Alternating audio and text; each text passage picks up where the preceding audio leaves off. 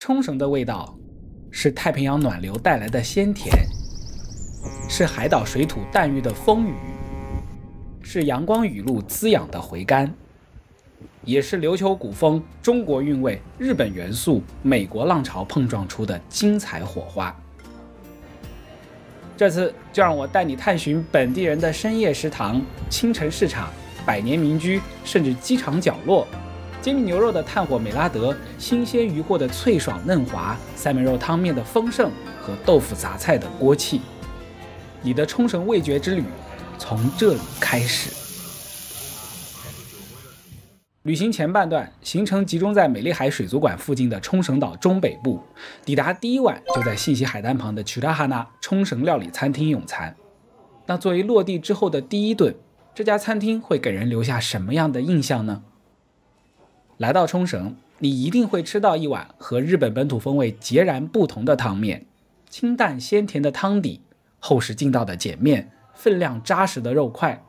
源自中国明朝粉汤的冲绳汤面，是这里的居民每天都不会错过的家乡味。一碗看似简单的汤面，浇头都有五花肉、排骨、软骨、猪蹄等各种部位的选择。另一样从寻常百姓家走上餐厅菜单的是 champuru， 质地紧实的岛豆腐是这道菜的灵魂，加上苦瓜、豆芽、鸡蛋、猪肉片、午餐肉等食材的搭配，大火快炒出锅。海葡萄是冲绳刺身拼盘常见的配菜，有人说它像是素食鱼子酱，但我觉得海葡萄是脆爽的，气泡感很强的，和鱼子酱的油脂感爆浆完全不同。除了生鱼的鲜甜，冲绳家常的炸沙炉也推荐大家试试。虽然下筷子着实有一定难度，到了另一面，然后准备挤一点柠檬上去，看会不会更好夹一点。但扒开酥脆的鱼皮之后，浓郁的鱼肉鲜香伴着丝丝弹嫩的鱼肉纤维同时呈现，咀嚼起来有类似石斑鱼的口感，但更显轻盈。除了猪肉，牛肉也是不可错过的美味。从古宇利岛返回信息海滩的路上，我选择了名护市区一家几乎座无虚席的烧肉店，主打牛小排、肋眼、横膈膜等各部位的 A5 宫崎牛。简单淋上酱油、葱花、芝麻就可以放上烤架。肋眼的双酱雪花均匀细腻，凸显了宫崎牛长周期育肥的特点。烤熟之后入口即化，甜味与奶香非常浓郁，却不油腻。享受了柔软的口感，放些横膈膜肉再合适不过。脂肪虽少，但烤好吃起来又有一点爆汁感，肉质先弹牙后柔滑，就算到全熟也完全不柴，还可以蘸蘸店里的蒜蓉酱，更能凸显横膈膜肉质的鲜甜。不过这家的海鲜碗并不推荐，上菜时没有化冻，烤架加热容易受热不均匀。另外，这家烧肉店室内不禁烟，不抽烟或者不想吸二手烟的朋友要慎重考虑。从北部来到那霸刚下车，非常巧合在 Lubo 百货碰上了日本美食展销会的最后10分钟，刚好还看到了之前没吃过的东京百年老店银座木村屋。作为红豆面包鼻祖，一口下去9种香气浓郁自然，只是内馅甜度过高。而 Lubo 百货的楼下还有一样像午餐肉一样从美军军需品成为大众日常的食物 Blue Seal 冰淇淋，经典的旧金山薄荷巧克力或者冲绳海盐饼干风味都值得一尝。结束县厅和新都心的购物之后，晚饭我选择了附近一家冲绳清凉间群岛直送的海鲜食堂，从 DFS 步行到这里只需要5分钟。一进门，墙上就是超过40公斤的生鱼捕获记录。小菜是非常有冲绳特色的醋渍水云，酸甜爽滑，十分开胃。既然是直送海鲜，那刺身拼盘一定要试试。除了金枪鱼、三文鱼之外，还有鲷鱼、鱿鱼等。从油润绵密到脆韧弹牙，让人不停感叹黑潮带来的口感如此丰富。除了刺身之外，炒面和天妇罗的味道也不错。天妇罗中还有冲绳特色食材红玉。不过烧鸟的味道相较其他菜色，无论火候还是味道都不突出。如果你也有机会来这里用餐，我建议专注新鲜海产，毕竟老板自己就有渔船，甚至还可以联系他亲自去体验海钓。前一天晚上吃过了清凉间群岛的海产，第二天就要真正前往。不过在此之前也要吃过早餐，养足精神。天还没亮就从西园町送到店里的豆腐质感紧实，豆香浓郁，连同午餐肉、本地产蔬菜放入味增汤，撒上葱花，配上月光米煮的米饭和家常菜胡萝卜炒鸡蛋。虽然算不上是一口惊艳的美味，但简朴温馨的氛围让人非常舒服。乘坐高速船登上座间卫岛，租好自行车，顺时针沿着岛上的公路、海滩、山坡、观景台爬上爬下之后，不知不觉已经过了午饭的点。通过 Tabelog 的搜索，我发现了轮渡码头不远处居然有座间卫岛渔业协会直营的熟食门市，而且3拼海鲜冻只要900块日元。可是等进了店里却发现招牌的海鲜冻、刺身甚至天妇罗都没了，只有鱼糕和墨鱼香肠可以现买现吃，我就各拿了一盒。这段拍摄食物的素材不小心遗失了，但鱼糕弹牙甜香，墨鱼香肠皮脆爆汁的新鲜口感还是给我留下了深刻的印象。半天下来步数超过2万，海拔爬升超过200米，2盒小吃显然还不够补充能量。在返回那霸的船上，我就已经开始考虑晚饭到底吃什么，是继续冲绳料理居酒屋呢，还是关东煮配 Orion 啤酒？想了想，我决定吃个回转寿司，试试上海还没有门店的寿司郎。这家位于国际通的寿司郎从进店取号开始就是自助服务，取号单上就能看到预先分配好的座位号。除了常规的三文鱼、虾肉、腌制鲷鱼、鳕鱼天妇罗寿司之外，大家不要错过采用活地公寓的生鱼寿司，有黄尾狮、幼狮、三文鱼等选择。我先点了一盘真鲷、三文鱼和狮鱼的3拼，三文鱼体验到了以前吃冷鲜肉时从来没有过的纤维脆爽感，2罐白生鱼寿司也能非常明显的看到鱼肉饱满通透的状态，入口鲜甜风味更是非常清澈利落，吃完马上再加了一盘幼狮。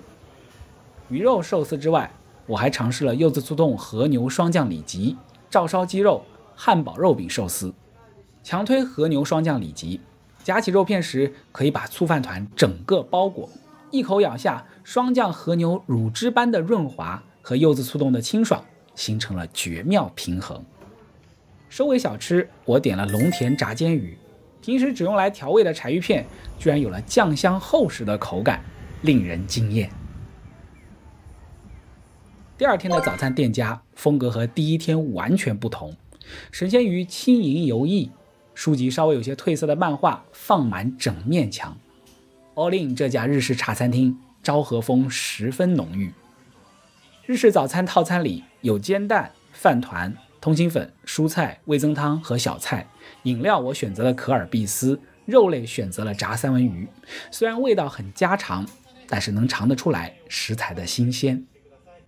不过这家店同样全席不禁烟，想在无烟环境下用餐的朋友也请谨慎选择。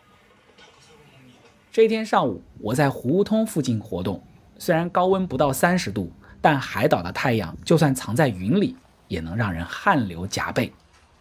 早就听说冲绳的善哉和日本本土不一样，会在甜汤上面码高高的刨冰。刚好湖梧通一家以琉球茶艺 Buku 为名的茶屋，特色之一就是冲绳黑糖善哉。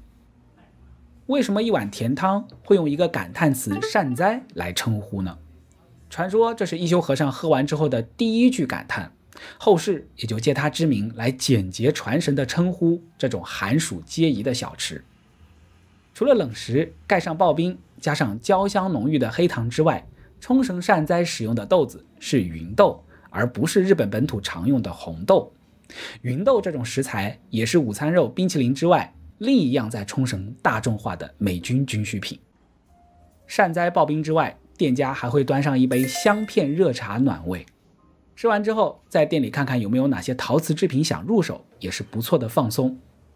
前一天在座间卫岛看到的海水和珊瑚礁的质感居然被瓷盘精准还原，令人惊叹不已。结束在首里城附近的浏览体验和游览之后，就是这趟旅行的收尾之夜了。我的目标继续瞄准冲绳特色牛排屋。整个冲绳有数百家牛排屋，我跳过了名声最响、分店最多、广告打进机场的 Steakhouse 88，选择了 RJ 酒店附近的 Yappari Steak。自助点餐机上会有板腱、西冷、菲力、剔骨、臀肉、里脊等各种套餐，选好部位和火候，付好钱，店员就会引导入座。不同于原版美式牛排配菜以马铃薯或玉米为主的饮食习惯，在冲绳吃牛排一般有3样食物自助不限量：米饭、沙拉和汤。在牛排上桌之前，可以自己先去自助区取用。回到座位稍事等待，店员就会将放在富士山熔岩石板上烹制的牛排端到面前。在美拉德反应加持下，牛排的横截面呈现出从外到里、由筋到粉的渐变，油脂散发着细腻的光泽。下刀的时候，能很明显感觉到表面焦壳的脆裂感，肉汁接触到盐盘之后，发出了像骤雨一样的沸腾声。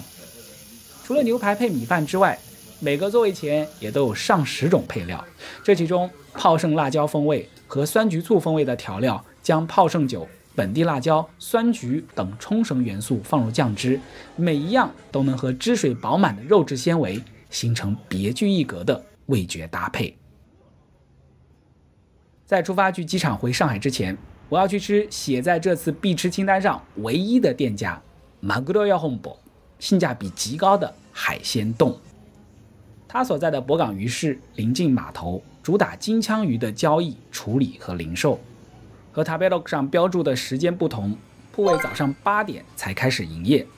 店家将时令、新鲜、美味、专业写在了自己的招牌上。入座不到10分钟，一碗摆盘整齐、新鲜诱人的金枪鱼3色冻就利落地放在了我眼前。所谓3色，就是赤身、中落和葱吞3种不同部位做法的金枪鱼肉。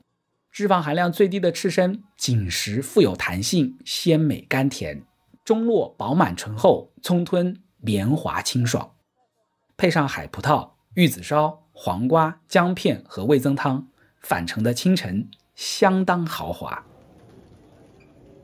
先前一直听说那霸机场午后排队值机和安检效率低，队伍长，还好提前2个半小时排队办好值机之后，有些时间，我临时决定再试一样冲绳小吃——午餐肉玉子烧饭团。Podama 是这种小吃的创始店，午餐肉片和玉子烧都是现炸现煎，午餐肉外脆内嫩，玉子烧厚实松软，米饭则温润软糯，虽然简单，但也极具特色。这一期我们用味蕾领略了冲绳美食中饱含的山海物产、多元文化。那下一期我将带大家从飞机落地的那一刻开始，全程乘坐大众运输工具，用眼睛、双手、耳朵和心灵去感受琉球之蓝，去踏印琉球之花，去聆听琉球之声，去感悟琉球之魂。敬请期待。